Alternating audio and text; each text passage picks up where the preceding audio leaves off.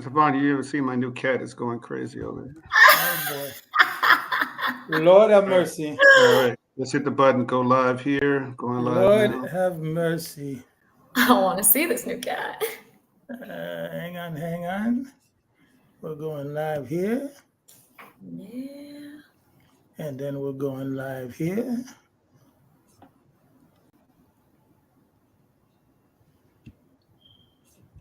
All right, we're going live. And we are live, ladies and gentlemen. We're live. We are live. All right. Hey. 917 Roots Heart Soul podcast. Stephan, let's do it the official way. We are Roots Heart and Soul. Yes. Roots episode 12. Episode 12, you know. What a great day to be alive. And you know, the book Roots Heart and Soul, which inspired this podcast, has taken us from Africa to the south of the United States to Latin America and the Caribbean. Yeah. And today we are traveling to Latin America. That's right. Latin America by way, I suppose, of New York City from Brooklyn. per New York City. That's you right. You gotta get there somehow, you know. Exactly. You know, and we pride ourselves on inviting people that are absolutely super interesting. And you know, there is no mistake with our guest tonight. You know, based in New York City, food writer, restaurant critique, television host, and recipe developer. That's right. Maricel Salazar is a James Beard Foundation Award judge, the creator of Michelin Guide, Eating Off Duty column. Born in Panama. That's right. Of Cuban and Panamanian and Peruvian descent. Now you want to talk about culture. Right. She is a triple threat, baby. Okay. She belongs to the International Association of Culinary Professionals, National Association of Hispanic Journalists, and the Newswoman Press Club of New York. Correct. She has appeared, wow, the list is long. Bon Appetit, BuzzFeed, Tasty, Delish, has written for the New York Times. Been in the New York Times, yeah. But specifically, we have her because she has just published her very first book called Latinish. That's right. Here we are. About American Latino cuisine and how modern and historical Hispanic foods in the United States were shaped by the diaspora, migration, geopolitical events, and pop culture. Correct. Marisol, welcome. Thank you so much. I mean, y'all are my hype man. I really got to have you when I wake up in the morning, be like, it's going to be a beautiful day. You are all these amazing things, and don't you forget it. Right.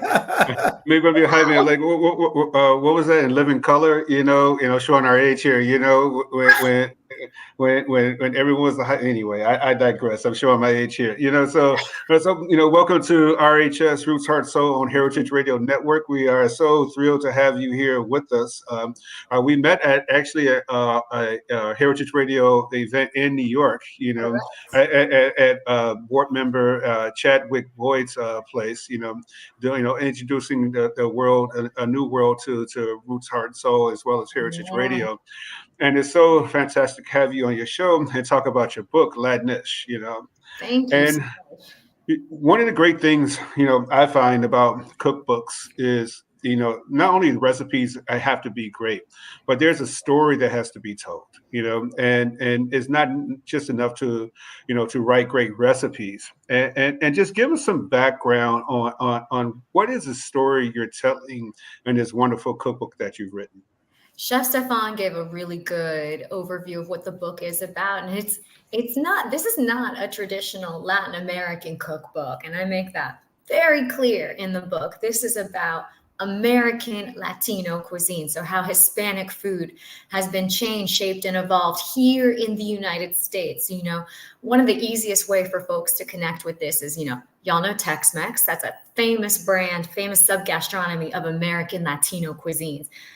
But the entire United States has its own specific regions, como El Latino Sur, which is the Latin South, where the American South and Latino food meet. There's Floridian cuisine, the Caribbean influence on Florida, Alabama, Puebla, York, Pueblan Mexican migration in New York, Puerto Rican, New Yorican, Alta California, Midwest Mexican. It's the entire United States. And I got to tell you, no one has done what I've done. This is literally the first book of its kind.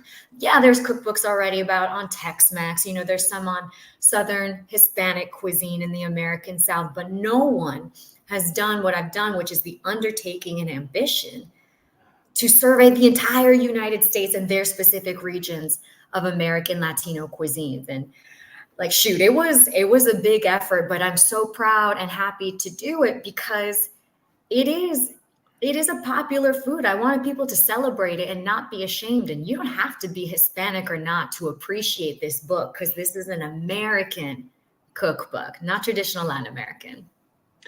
That being said, though, there is a lot of traditional influence, in the book, though, we all know where Stephan is from, in that triangle of Haiti. But me growing up in Chicago, growing up on the southeast side of Chicago, where you have, Black culture and then Latin culture in that intersection, where it's nothing for us to go to the soul food place and get a order of collard greens, and then go to another place right around the corner and get some tamales. If my sister is watching, she would tell the story better than me, because she eats more tamales today than anybody I know. But the tradition that you found in your travels in order to write this book, let's talk about that a little bit, and more so the techniques. We're all kind of culinary back here, so we can geek out on the techniques a little bit. We look at things like the tamales, the Arkansas tamales that you have in your book. Yes. There was no, that technique didn't stop just because it was American interpretation of what you wrote there. Correct. And it didn't stop. However, it did change. So if y'all are familiar with traditional tamales, it's the masa, which is the nixtamalized corn mixed with water, a broth, typically some whipped lard to get that fatty density and consistency. And you fill it with your rellenos, with your fillings, whatever you choose. And then you wrap the masa around the fillings, and either you put it in a corn husk or banana leaves. If you're from certain Central American countries, like where I'm from in Panama, we do banana leaves. You wrap it in corn husk, you steam it in a steamer, and boom, those are your traditional tamales. However, in the Delta area, they kind of switched it up a little bit. So they took a little bit of the traditional masa making process for tamales, but they put their Southern local spin on it. And one of them, they started integrating grits and cornmeal into this, rather than the traditionally fine ground masa, which is nixtamalized. So they started using local ingredients like grits, cornmeal, and then instead of actually whipping lard into it per se, they have it kind of wrapped around like a dough, and they're steaming that dough. And additionally, they're steaming these Southern style tamales, but also in a red tomato based sauce, which is unusual for traditional Latin American tamales. You steam them in the wrappers. You don't stick them in another sauce or liquid and then also cook/boil them. So, and that's what I really love about this progression of American Latino cuisines. They're adapting local ingredients and also local cooking methods, or even just pure inventions to kind of get the end result that they want, or that they don't even know that they have. And what I also find interesting about Delta tamales, any kind of American tamales you find here, is it's also the language, how the language changes and adapts. You ever hear somebody getting hate for saying tamale? Tamale is a distinct American Latino word. Most people be like, oh, you're saying tamales wrong. It's tamales plural or tamal. But we say in America, we say tamale to refer to a single tamal. And I think that is actually beautiful, because it just shows this evolution of how the language is also changing with the cuisine. So if anybody hates you or, puts you down for saying tamale, you can just tell them, hey, this is an American Latino cuisine word that reflects this type of food. I got one more follow-up question, Stephan, about tamale, then I'll let you jump in because just understanding Mississippi tamales, with the Southern Foodways Alliance and the articles they've written about it, they Correct. actually simmer their tamales, instead of steaming it.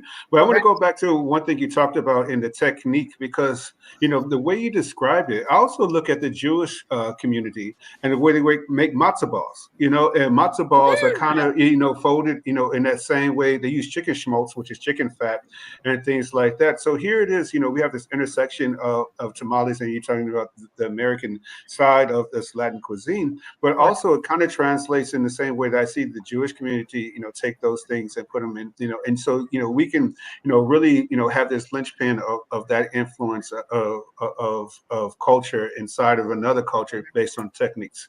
Correct. Go ahead, Stephan. But you see, the tamale goes even further than this, both culturally and historically, because the influence comes from the Tainos and the Indians that lived in the Americas from the very beginning. Because you can find a version of that all the way to the Caribbean. And in Haiti, we called it dukunu, which is an African word, Doukunou. So dukunu, and we prepare that with cassava or with manioc. Okay, manioc or with yuca. Yes. Oh wow. I love that. Sounds delicious. Do y'all put something in it? Absolutely. Okay. Absolutely. I hate when y'all start talking about food and like my stomach start growling and everything. Everything from pork to chicken. We do so, and we wrap ours in banana leaves. Okay. And we even have a sweet version of a tamale in our Haitian culture as well. How do you call it? It's called dukunu also. Dukunu. But it's made with, but it's infused with coconut. Oh, that sounds so good. So sounds delicious. Yuca and coconut together. I see. I love that you mentioned cassava and coconut. Cassava. I love how you mentioned that you have sweet tamales, because also in my cookbook Latinish, I'll find the photo for y'all. It's one of my favorite photos. I have recipes for dessert tamales, and they exist too. We have the sweet version. A lot of the flavors were influenced by the American IHOP. When I first came to America, I've lived abroad most of my life. When I came to America, I was just fascinated by so many American things. And IHOP is like a pretty iconic American institution. So you'll see here, these are the dessert tamales in the book. Oh, wow. Beautiful. Yeah, it's beautiful. Topped with a little bit of freshly whipped cream. And, just flavors influenced by, American living life in America and American pop culture. So my very first question, you have a lovely and very diverse background from Cuba to Panama to Peru. Yes. How does this multi-Latinish culture influences you the way you view food? I'm going to mess you up a little bit more now and make things complicated. So, because welcome to Roots Heart Soul podcast. Right.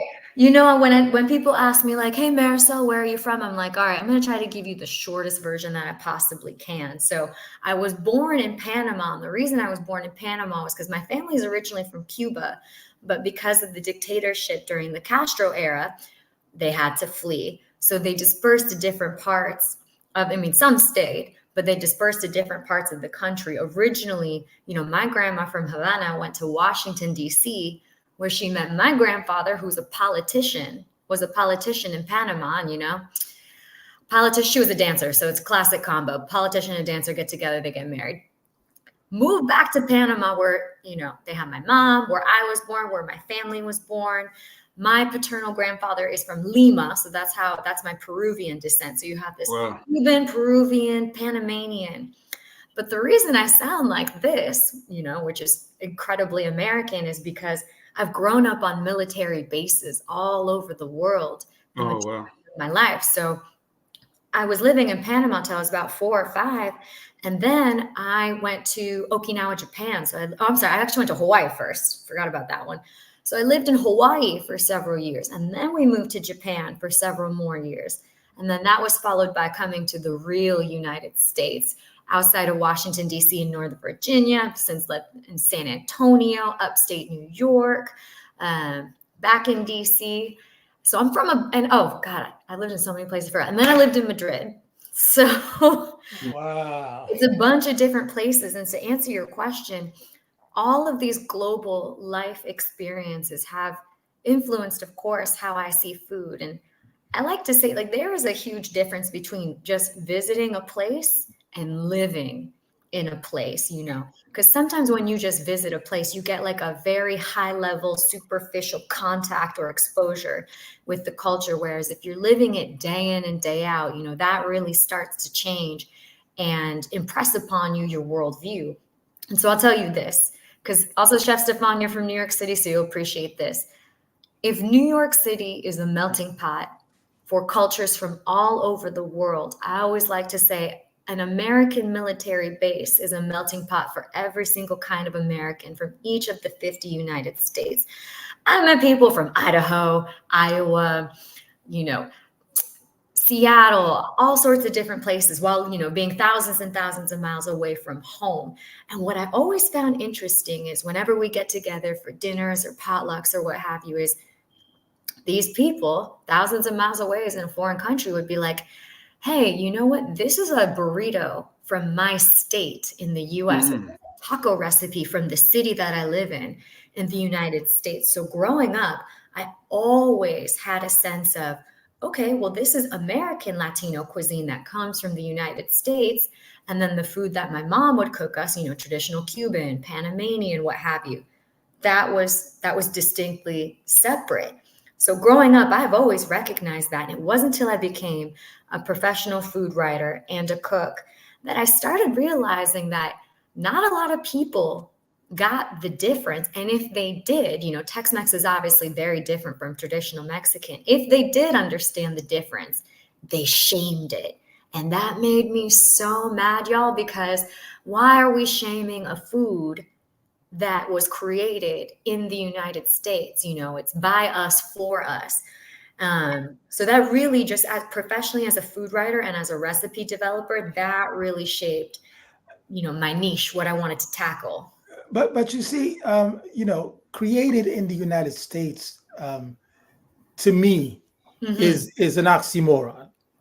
Because at the end of the day, it came from our culture that we've translated and we've transported to the United States. Now, yes, we're accommodating certain ingredients or certain things, but at the end of the day, do we really want to call it that? But let me ask. But let me ask a question to both of you. Who understand this much better than me.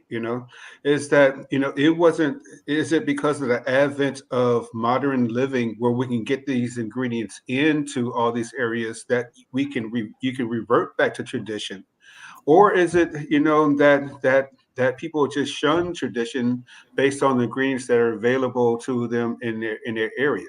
It's authentic to them because it's in Iowa, where they would put potatoes in a burrito, but it may not be potatoes in a burrito someplace else. That's my question. Correct. It's a question of authenticity. And to your point, Chef Stephan, I know I actually disagree with you. It's not these foods from the motherland per se. Yeah, they were brought over, but they've been so influenced to a degree. They're not one for one. Yes, you can come over, let's say, from Mexico, and you can be as precise as you can to replicate, I don't know, un pastel azteca, using all of the ingredients, sourcing it from Mexico. Then you have a one for one. But if you are adapting the cooking methods and the ingredients of the town or the geographic region around you, you're creating something new. You're creating something different that is unique and totally totally dissimilar in a sense, but still grounded in that inspiration. I always like to say that. That's sort of Yeah. the answer that I was looking for. Yeah. I mean, listen, I'll tell you what, tradition does not fear modernity, and modernity respects tradition. I always stand by that. And there's a very fine line between cultural appreciation and appropriation. One thing that I like to bring up is like, okay, have y'all ever had a banh mi sandwich, the Vietnamese Absolutely. the baguette? It's got Yep. pate, the pork and whatnot. Y'all would Mhm. consider that's Vietnamese food. But, we think about it a little bit further. It's Vietnamese food, but it's French food as well. It's the French consequence of French colonization in Vietnam, but we consider it Vietnamese food. So I always like to think of the pathways and the foodways that led to the creation of a food. And, y'all are chefs, so I'm always curious about this myself. It's like, how many degrees of separation does something need to be for it to be, from traditional to being something totally new? I don't think that. I don't think that. I don't think there should be. I mean, take me for example, Yeah. who is from Haiti, of both mother and father who are Mhm. Haitian, but then my background seems to be a little bit more global. Yeah. I have a great grandfather, a paternal great grandfather who's actually Jewish French, Ooh la la. okay, and a maternal grandmother who is Italian. Ooh. And when we talk about spaghetti and hot dogs in Haiti for breakfast, Yeah. we're kind of having the discussion of where is this from? Because Yes. is this Haitian? But it is. Correct. But let me ask this question, and now I get to interview both of you all because I was so looking forward to have both of you all here because, and more so, you have to understand. So when you talk to Stephan, there that though he is a globalist, in his approach, there's this Haitian lens that he looks through in order to get things done, and it doesn't show up necessarily on the podcast, but I've cooked with this dude, Yeah. and I see like something gets wrong, and every language except for English might come out. He might go, he might lay it to everybody in many different languages. I You love know, it. so my question is that how do we make sure that we don't stray too far from the tradition in Mm, order to preserve the heritage of our culture inside of I like that. I mean, documentation. There is a place for all different types of cookbooks or food history books, and documenting it. Like, I consider myself in part a food historian, by writing this cookbook, which is not just a collection of like whatever recipes I've created. It's like, no, these are recipes that I've adapted that have existed for several hundred years. Like Tex-Mex is a very old cuisine in the it predates the formation of the United States. A lot of these American Latino cuisines it. are a couple hundred years old. And so for me, it was really important to have that documentation to tell the origin stories, but also updates and progress as to where these foods are now, as well as pure inventions of my own. I'm a cook, I'm a create, I'm going to, make things based upon my own lived in experience. So one, documentation is incredibly important, doing interviews and research. But then two, having a space for something new. And I'll give you an example that I think y'all might appreciate. So I'm Cuban. My family's from Cuba. Man, let me tell you, every single time I have visited Cuba, it is the worst food I have ever eaten. And people love to romanticize Cuba as it's stuck in the past with the old cars and the cigars. And I'm like, no, this is actually a really bad thing. You know why?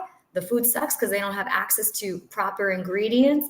They're economically really poor. We have a lot of political embargoes, imports and exports, and we're stuck. We're not growing. We're not developing. And even if we're not growing or developing, we can't even do traditionally what we are known for well. Whereas Cuban American chefs in Miami, shoot, here in New York, they are progressing and developing the cuisine. They're giving us something, still very proud of our tradition, but creating more delicious food. So there's something to be said about overly romanticizing the past and tradition. Because if we were all really hell-bent on tradition, we would still be like eating fish broken down with rocks and like, burying it. Like we wouldn't have developed cooking methods the way that y'all chefs are working with now. So I think there is something to be said about straying from tradition in the name of progress, but it's a fine line. It's definitely a fine line. That's why I hang out at Versailles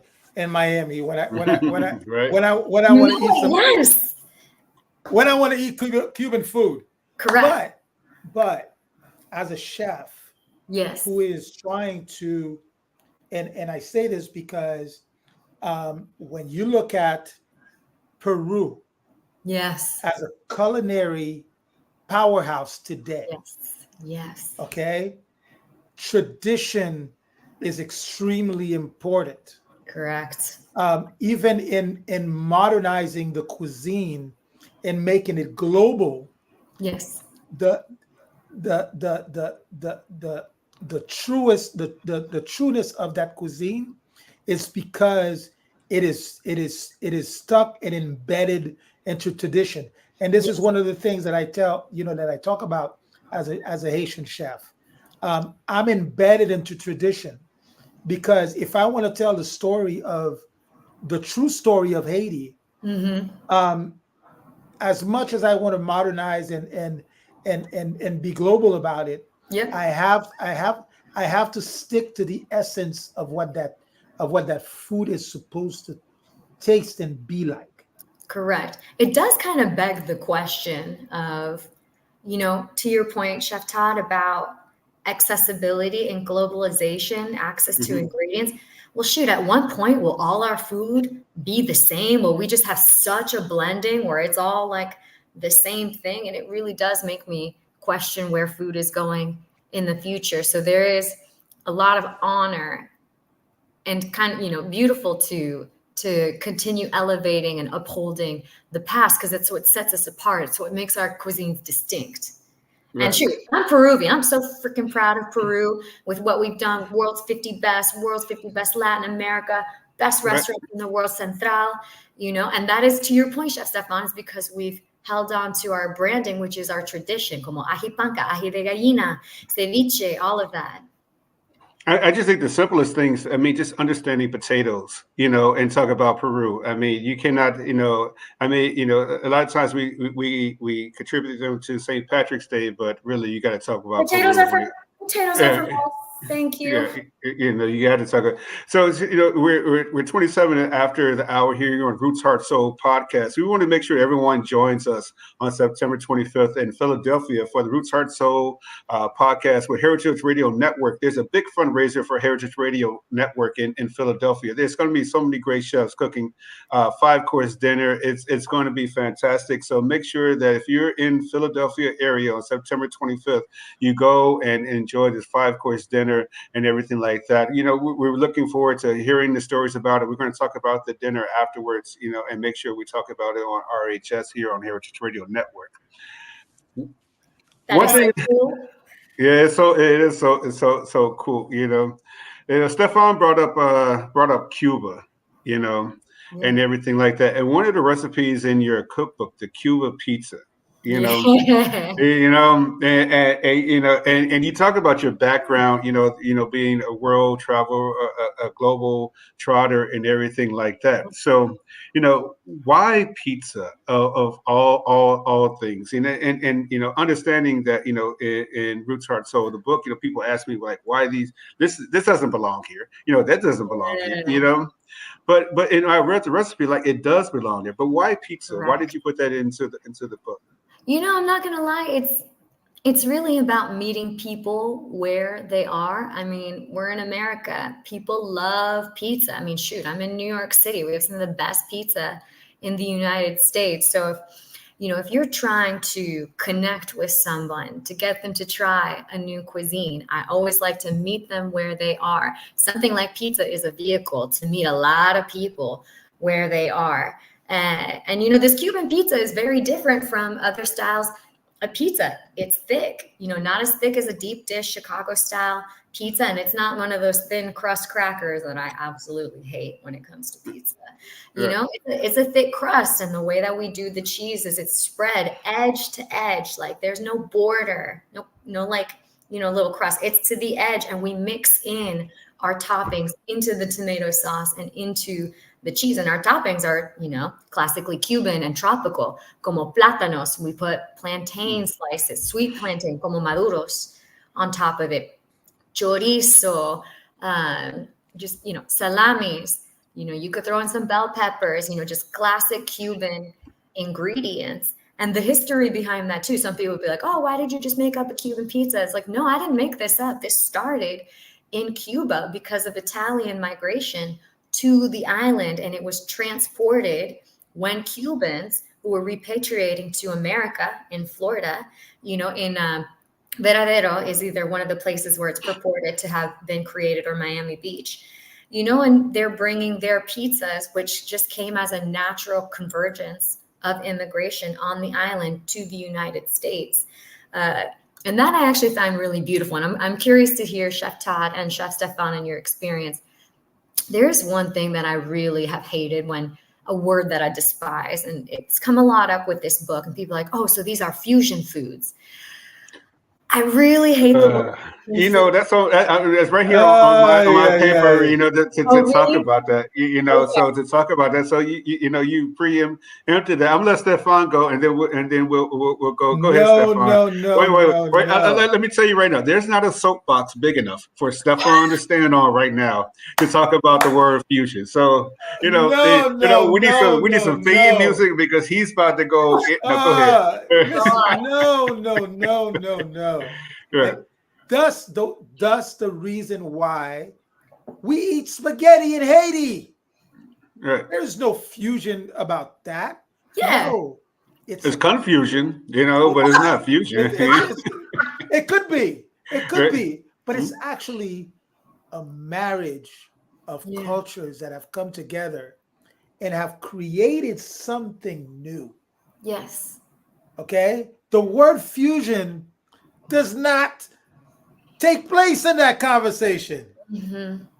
It certainly doesn't take place in food. I mean, I do see it. Like, the word fusion to me feels like something that is forced, that is contrived, that hasn't happened naturally or because of using. I mean, you might as well use the word welding. You might as well say welding too. Yeah, in the way you describe it. When you go and use, for example, Asian ingredients to create a traditional dish, then you could possibly use that word. But when the cultural marriage of different worlds come together and they create a child, it is not a fusion child. Correct. I personally like to call them assimilated foods rather than fusion. The problem I have with the word fusion is that it destroys the historic significance of the people who were here at what point in time they got Absolutely. here. Stefan talked about Asian fusion, which really that's where it came out, especially in New York and everything like that. Well, Asia, culture has been here since the when. I mean, we put people in concentration camps, because they were from China, and then and then during the war. The world wars, we had the Japanese have that same influence, in there. So you talk about fusion. So you're just saying, that. So it really came out of Asia first, and we all recognize that. Where I say, oh, this is fusion. This is things like that. It also came out of military culture too. When you had GIs come back, from the military here, Right. and they might have brought Asian people or Asian culture back with them. And they said, well, this is fusion, this is things like that. So it's not a term that anyone from ethnic background brought in. It was someone who appropriated they tried to make it comfortable for them. It's almost like the Archie Bunker syndrome, where he finally said, well, black people are cool because they moved next door to them, but they couldn't be at the same area. That's just the way I say it. I think it's a destructive word when it describes food. It doesn't give any historical significance and relevance to the people that here, and it's an appropriating word. To me, I refuse to use it. Yes. I also just find it kind of fake and teeny bopper. I mean, I work in the media. And lazy. I think it's incredibly lazy too. Go ahead. It's honestly, it's just like, from what I see, and I see a lot of things being a food writer, like, what can we create out of thin air for the most shock value, for engagement, for views, for a short dopamine hit of press? And it's just like, it just really cheapens, everything that we're doing as cooks, as chefs, because it is that erasure of the history, of the origins, of the context. And personally, I just think it's cheesy when people are forcefully trying to make these fusion foods or mashups.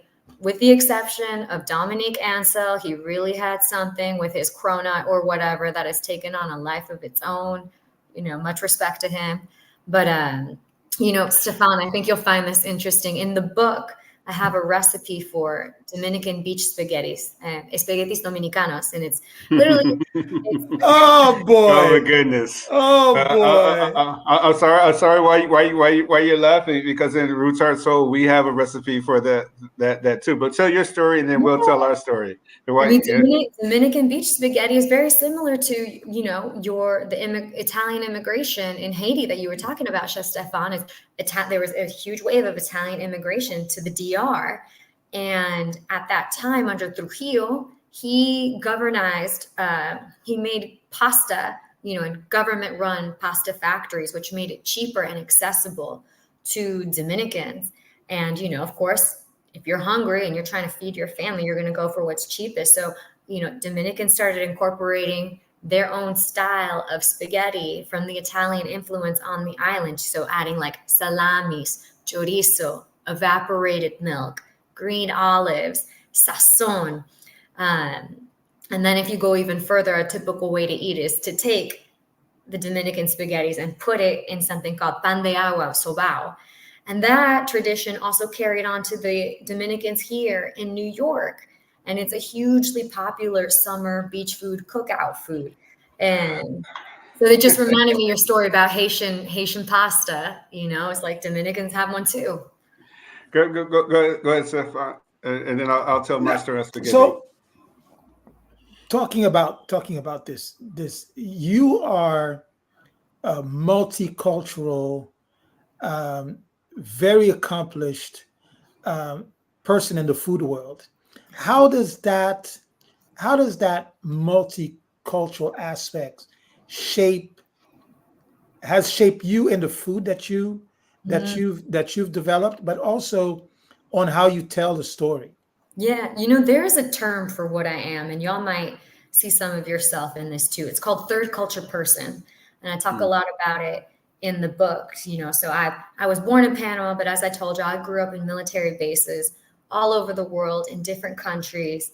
And third culture person means basically a person who was not raised in the country where they are from, where they were born, or where their parents are from. So you see this in a lot of military kids like myself, diplomats' children, anyone who's really traveled all over the world. And sometimes it feels like you have a sense of placelessness or homelessness, but there's a lot of really great attributes to being a third culture person. And one of them is being really adaptive and responsive to change, being an incredibly open-minded extrovert.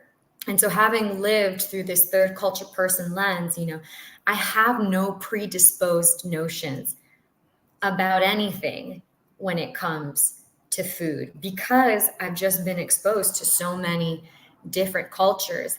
I'm sure everybody's got their internal bias, but for me, I don't romanticize the past. I'm open, but I still respect tradition. I'm fearless when it comes to eating. And that just really, honestly, that really influenced writing this whole book, because this whole book, no one has ever done what I've done before. And I had to be fearless, but also not hold on. I couldn't just write a Panamanian cookbook or another Cuban cookbook. Like for me, I had to do something ambitious. And I think being third culture person, being a global citizen really helped me with this.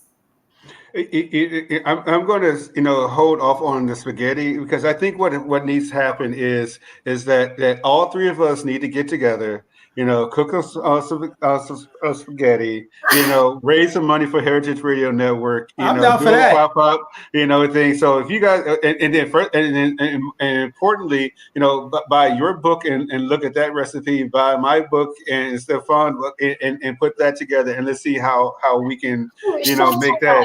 I'm sorry, it's got to What be is good. your spaghetti recipe? I gotta know. Just quickly, so when we were talking about the book and when we were talking about the DR, and I saw the beef spaghetti recipe, and here I'm from Chicago, and that's like, hell, that's what we do in Chicago. We get some fried fish, we get some spaghetti, we pack it up when we go to the beach. It's like this is Yeah. like the same thing, we do, and I can, take ingredients out, ingredients in, but the cultural reference of going to the beach with fish and spaghetti to me was like, the same. We only got you here for a couple of more minutes here, and I would be, we just had, debates and everything. We're in election season and things like that, and you talked about, the whole Latin culture in this food and everything.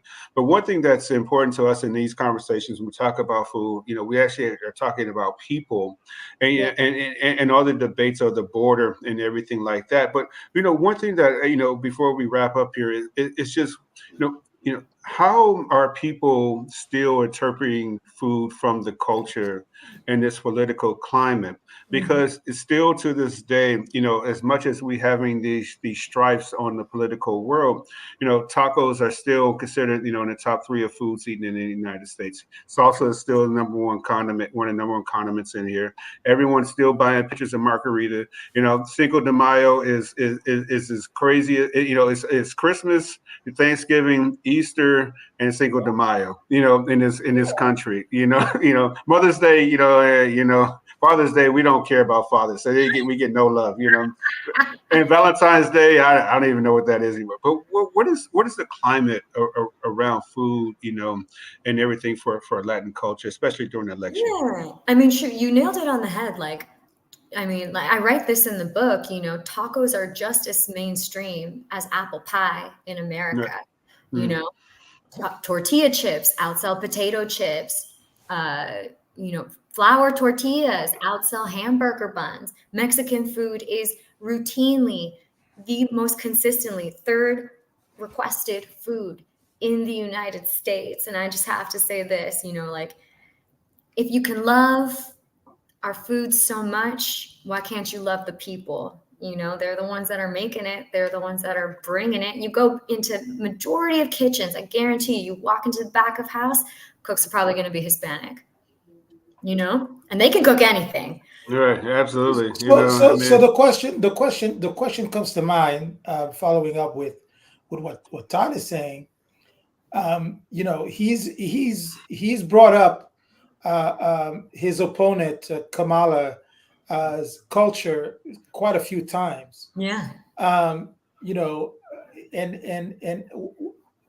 if the election goes the way a lot of us would like it to go, Hmm. and that's Kamala Harris, how do you see that shape the next the food culture in the United States tomorrow?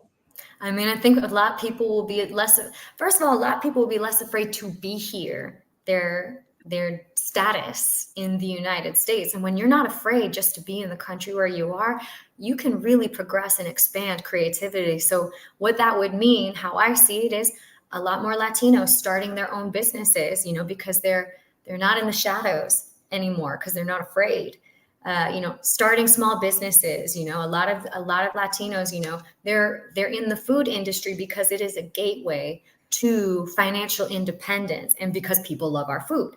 So I see actually a lot more Latino businesses, and what I hope is that funds will be spent to help these small Latino businesses and entrepreneurs grow and flourish. I mean, we make up 16% of the country, and it's a highly underlooked and underwhelmed part of Americans, United States citizens that are we're not being paid attention to, but we make up a huge part of it. not only in the food world, I mean, in the sub-food world, the most important is agriculture too. I mean, Correct. Yes. the agriculture side, so it's such a great pleasure, to have you on with your book, Latinish.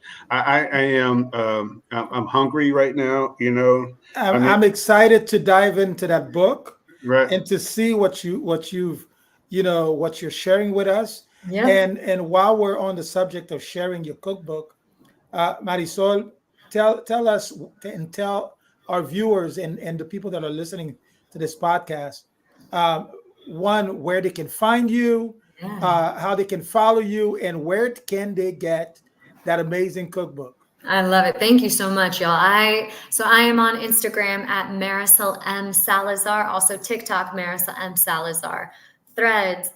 You can also find my cookbook at retailers big and small like Amazon, Walmart. I was about to say Bed Bath and Beyond. I meant Barnes and Noble, y'all. And then small independent bookstores like McNally, Rizzoli, all across the United States. And I will actually be at the Texas Book Festival in Austin, November 17th as a featured author. So if y'all are in the Austin area, come swing by the Texas Book Festival. Check me out. Check out Latinish. And if y'all have any questions, send me a DM. I love talking to people about this. And selfishly, we're gonna get the spaghetti potluck cook off. We're gonna get this popping and ready to go. We're So taking I know, right? We might have to get a pop up kitchen somewhere. We'll take over somebody. Listen, I'm down. Listen, I'm down for spaghetti anytime. Yeah, absolutely. Marisol, thank you so much for joining us on Roots, Heart, and Soul. On Heritage Radio Network. We will be talking to you soon, and see you in New York. Muchas gracias. A Muchas ustedes. gracias. A la orden.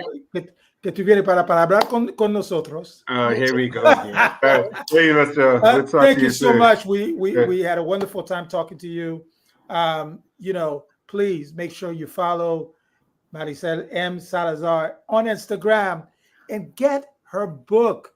We need to support our Black and Brown talents. So Hispanic Heritage Month, y'all. let's make sure that we get her book. Thank you, everybody. Thank you, Marisol, for joining us, and we hope to see you soon for a spaghetti battle. Spaghetti battle. Thank you. So far it's so crazy, like, just in the whole discussion of what we're talking about here, and then here we is, we're talking, and we all had notes, and you had notes, and all that stuff, and then next thing we're talking about spaghetti, and it's like the whole The whole thing is we all shifted. we went that way. We shifted. There's so many other questions to ask about these things and stuff like that. But one thing that I take away from the conversation is that as much as I think I know, I find out as many things around food that I don't know.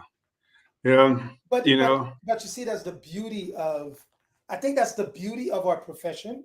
Mm-hmm. One, because if we don't know, then we're curious, and we want to find out more.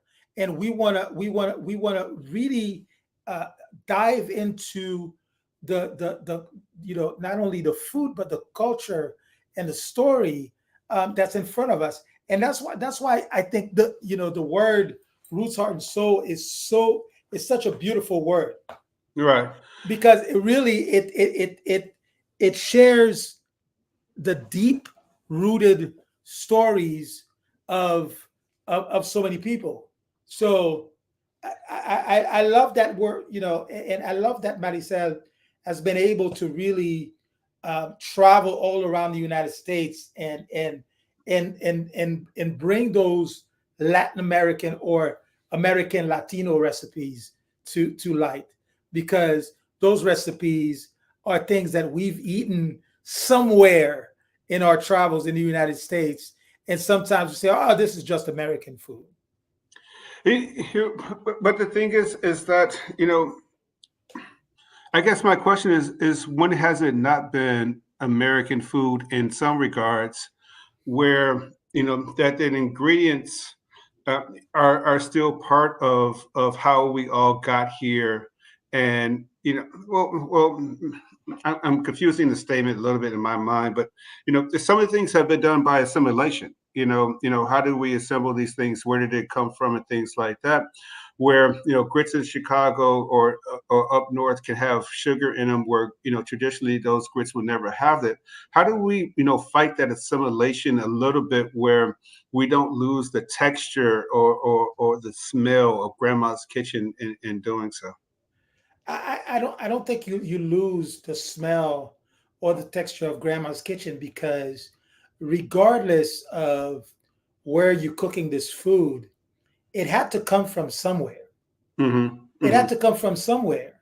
And the somewhere is immigrants, grandmas and grandpas and mothers and aunties and uncles and grandfathers who left their home country to come to a new place, and wanted to share a piece of who they are, and who they are, you know, sort of develops into time, from where they come from to where they live now.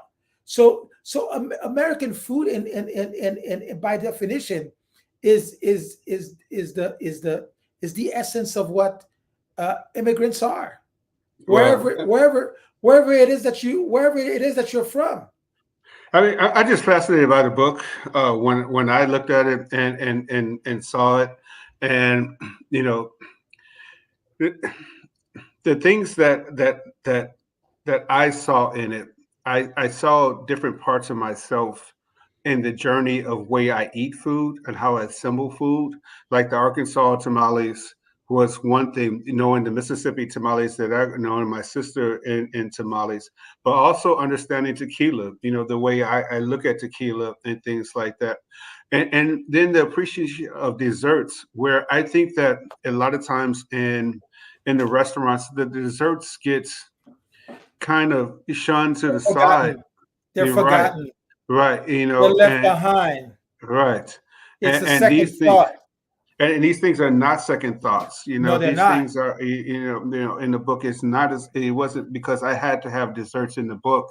I really wanted to understand more about the flavors, because they're not all super sweets. They're not all this and not all that. They're really Listen, delicious. there is such a beautiful experience that I have every time I go to Haiti, Hmm. and I get to go to the northern side of the country, where we call Cape Haitian, Hmm. and till this day, the way that they make cassava bread is is the same way that the Tainos used to make it, and but there is a huge difference. There is a cassava bread that is infused with coconut, Mm. and grated coconut, and it's a little sweet, but it's not a little sweet, and it's absolutely amazing. Um, to me, it's the story of so many different point in time, because the Africans who came to the island, who were brought to the island through colonization, Hmm. had to learn how to make that from somewhere. So they learned how to make it from the Tainos that were there before them, and it has been passed on. And it's Go ahead. I didn't mean to cut you off. no, no, no, Go no. ahead. Go ahead, go ahead, go ahead. Because I know we only got a couple of minutes here and everything, and just the final thing I took away from just really understanding Latinish is that it's a book that's needed. It's really something that's needed in the sense that there's a divided palate in American society. It's even divided, in our community, when you're talking about, Haitian, Jamaican, and things like that, but there's a divided palate in commercial, I would say commercial Latin foods, that I think the book really kind of just said, okay, but you're dividing us up without the context that you're actually bringing us all together. And to what you're saying, I think the book is needed because it sort of finally connects the the person who migrated to the person who became American. Oh wow, whoa, ooh, that's deep, dude. Stephan over here. It's a great connection. It's a great connector because for somebody who was born from Latin parents or from Caribbean parents, but who grew up in the United States, who were born in the United States, who've lived the American experience, what does that do? That connects you. That gives you a great connection to home. Well, Stephan, we got to wrap up, my friend. It's been a great. Before we do, Okay, we got to give a come big on. shout out to the Yes, Behaven yes, Food Festival yes. happening in Charleston, North It's Carolina. Big Charlotte, in North Carolina. Charlotte, North Carolina. Yeah. We want to give a big shout out to our friend, our brother, Chef Gregory Collier and his wife, who have Super. brought this amazing food festival to Charlotte, and I think it's going to be a gathering of some of the most amazing Black and brown chefs together. It's going to be crazy because I'm doing a fish fry with Ricky Moore, and it's going to be great. So I mean, we have so many things coming on. You have the Atlanta Arts Fair that Thursday. Then necessarily, going and flying at midnight to Bay Haven, then back here for Decatur Book Festival. But that's the life of a chef. That's how we do, how we Absolutely. spread the gospel of food around the world. Take us out, Stephan. So we're excited, ladies and gentlemen. Thank you for joining us on another episode of Roots, Heart, and So, my friend.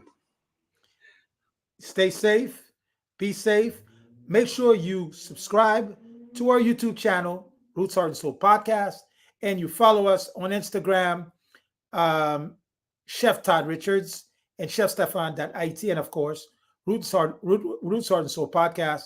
But you can also pick us up, of course, on our platform, which is Heritage Radio Network, and wherever you listen to your favorite podcast, whether it's on Spotify or Apple Podcasts.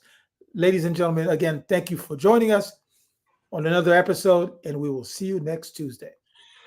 You're listening to Roots Heart Soul Podcast on Heritage Radio Network. Absolutely.